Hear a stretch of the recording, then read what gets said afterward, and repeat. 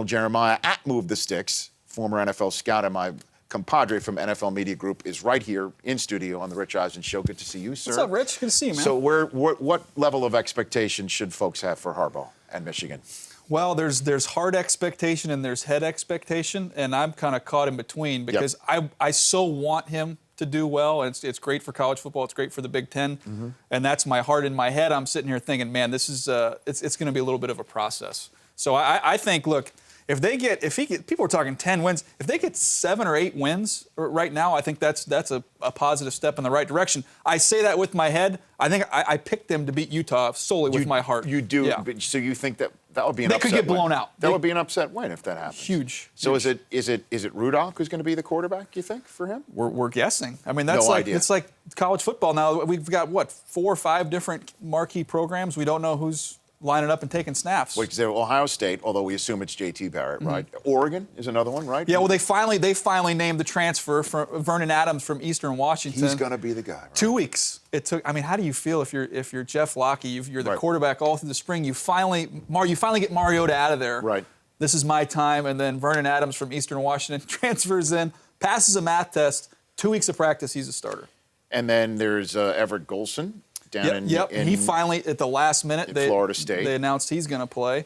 And Auburn is still, we've got all kinds of situations where we've got guys. That's the benefit of not having preseason games, right? Is that you don't have to put a starter out there or name one for week 1, 2, 3, or 4. This past preseason, Daniel Jeremiah in the NFL, do you think it has finally, with the injuries like happened to Jordy Nelson and Maurkice Pouncey, exposed the preseason to the powers that be as being way too unnecessarily dangerous for the star players? Well, I agree that you were putting them out there for no reason, but the hard thing is some of these non-contact injuries, you flip around and say, okay, this can happen at any time. I mean, there's no contact whatsoever on Jordy's. So then let me flip the question then for you. Were you wearing your scout hat? I mean, how valuable are these games then to folks like you who are evaluating potentially a roster? Well, I talked to some friends in personnel departments just yesterday, and they are locked in and they're grinding through the second half of preseason games for these roster cuts. They're going to come around the league, get a chance to evaluate those young players. There's value there. And that's why I've thought, look, let's do the joint practice thing. Let's put 2 teams in a stadium, sell tickets. You've got the Chargers and the Seahawks. So you've got 7-on-7 with your starters, non-contact. You can see Phillip Rivers and Russell Wilson throw the ball 20 times apiece. And then once that is done, you want to put your 3s and 4s out there and let's do full, tackle football, regular football, and let's get a chance to evaluate the young guys. I think you kind of balance not putting your starters at risk, but still getting a chance to look at some of these young guys. Do you think that's possible? No chance. But it's my theory. It's my theory. We've got a chance. No chance. Yeah, no chance. I've got Daniel Jeremiah here on the Rich Eisen Show. So the final cuts get made by Sunday, correct? Yep. They need to be made down to 53-man. Who should we be looking at for the Turk? Bold-faced names that might have the Turk come visit them or avoid. Yeah, well, I mean, look, this is not a veteran, but the guy that I'm most interested to follow during this whole process is Jared Hayne at San Francisco. Let me tell you, man. How fun is he to watch, Rich? Here's my way of putting it in perspective. Okay, my trainer is Australian. Okay, and look, by the way, how chiseled I am every single day. You guys marvel at it. Oh, yeah. And he doesn't know very much about the NFL at all.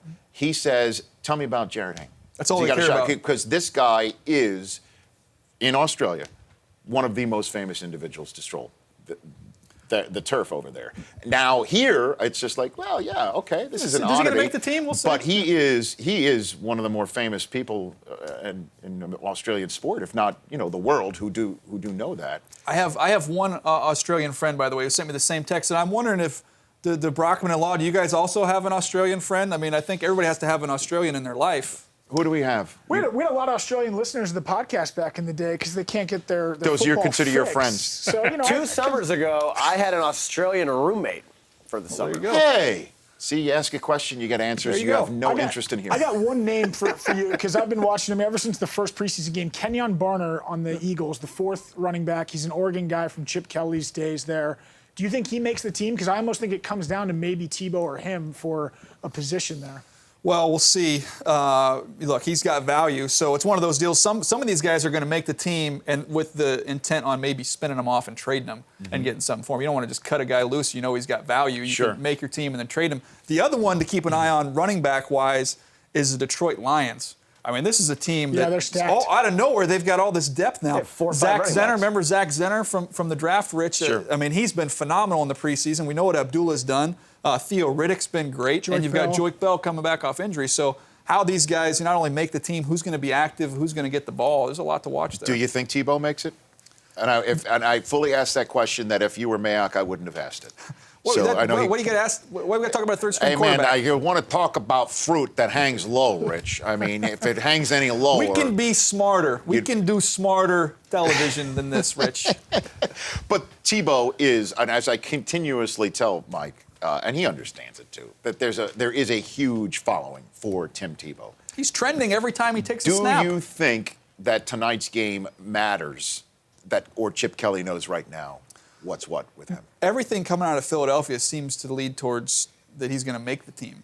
I don't think that he has really any value. And I think you talk to other people around the league, they don't really understand it. But Chip Kelly has taken a liking to him, and I think he sees value. And maybe that's not what he's on the field. Maybe it's something he's providing in the locker room behind the scenes. I don't know. Does that mean Barkley's on the streets? That's what I would imagine. And I don't think it comes down to tonight. I know coaches give lip service to the fact that this is our last chance to evaluate.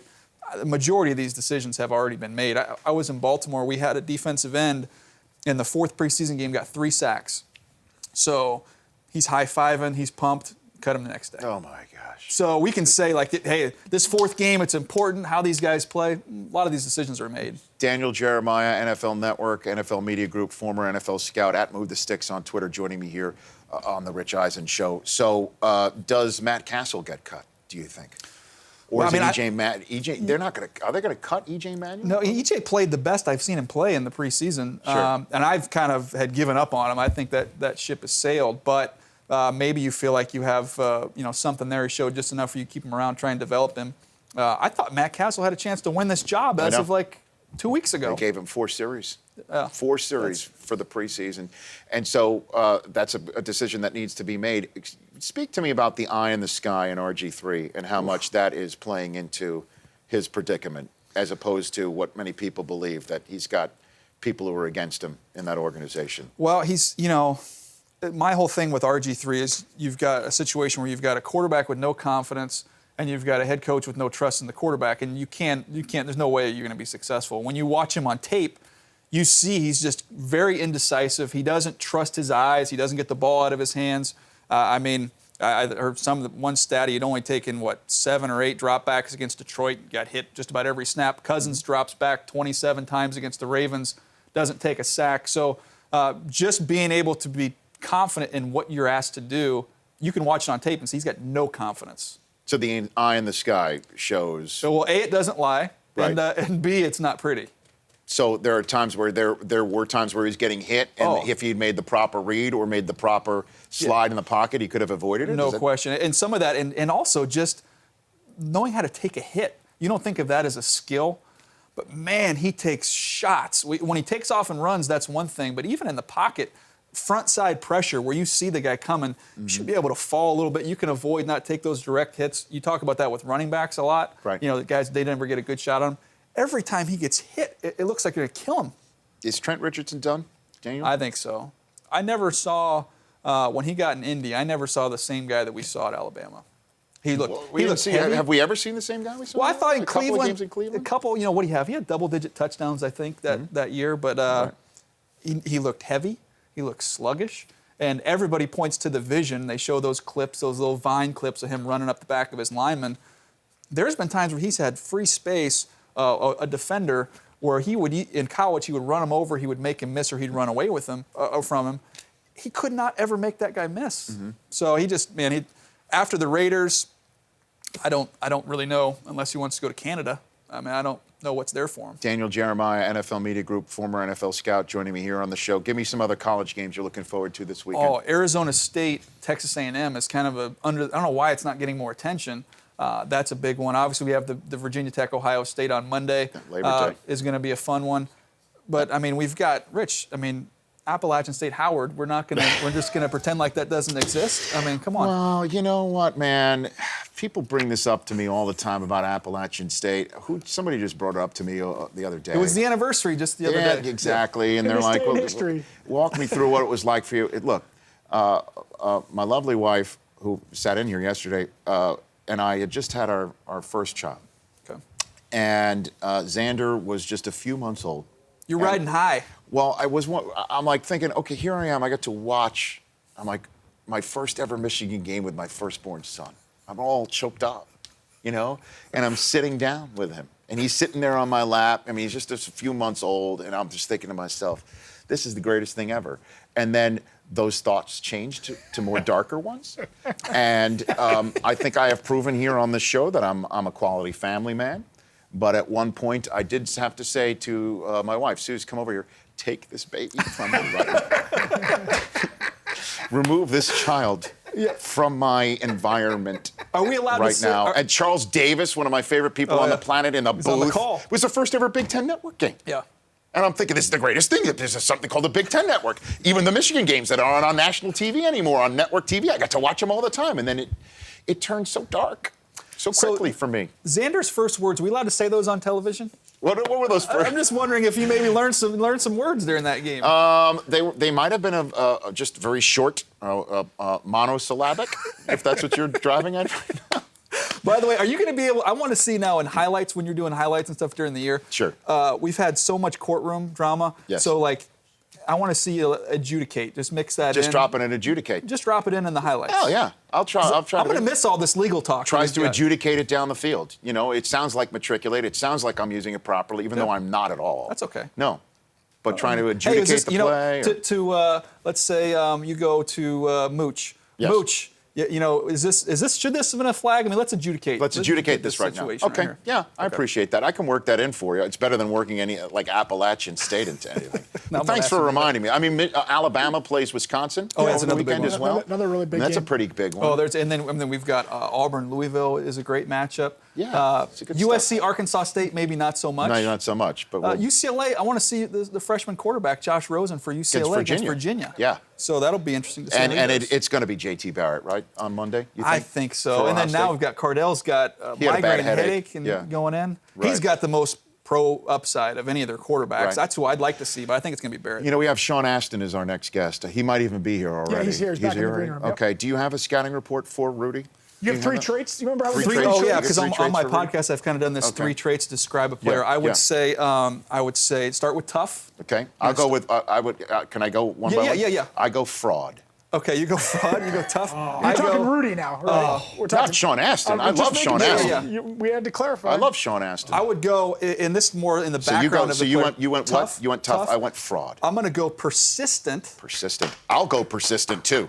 Okay. He's persistent. I'll tell you that. And then finally, I'm going to go slow-footed. Slow-footed. Heavy-legged waistbender. No. No, I'm not going to drop the heavy-legged waistband. I'm And just gonna say I will slow-footed. just go. What's the word that we're hearing a lot in the political trail? Loser. I'll go fraud, persistent loser. Rich, he's back there. He's By the way, hearing this. He's not back here. Sean Astin is His back here. PER has got to be out of this world. He played one play and had a sack. You don't get much better production than He that. played phenomenal. 3, right? Didn't he play 3 Come plays? on, it's Not final look. drive? Brady from the University of Michigan. Him and Charles Woodson, you could say pretty much the greatest of all time, right? With all due respect to Anthony Carter, Tom Harmon, et cetera. Okay. Yeah. Deerdorf was just on Brady exonerated. Yeah. Or at least cleared. Let's put it that way. Okay. Cleared. No suspension. For him. Ongoing process, Rich. Harbaugh. It's true. Harbaugh on the sideline. Yeah. And I get to debunk the Rudy myth with Sean Astin here. It doesn't get better than that. What was your what's the- score? Did you do a score for tonight? No, I don't want to do that tonight. Yeah. By the way, watch the running back from Utah, Devontae Booker, because when we get to the draft, we'll be I've talking a lot heard of about him. I know that He's Utah, Tiki Barber. He's Tiki Barber. That's who he reminds me of. Utah got, of course, we had another turnover fest last year. We had such ball security issues, but Utah's a really good team. He's a good coach. Kyle Whittingham is a great coach. Yes, and we're going to their house they're just as excited about the season starting as we are. I told you, I picked Michigan nervous. with my heart. My head tells me the Utah could blow them out. Okay. But I want to see Harbaugh. I want to see this thing. Who's on your latest podcast, Move the Six podcast? We've got Bucky Brooks and me just kicking around Sure. the top secondary players, safeties, corners, and we touched on the Brady thing, of course. Okay, very good. Thanks for coming on, DJ. Please Thanks come for having back. Please come. I'll have you as much as you're willing. Oh, I love it over here. Okay, Thanks for having me. you bet. At Move the Sticks. Go check him out on Twitter. The Rich Eisen Show, weekdays at noon Eastern. On Audience.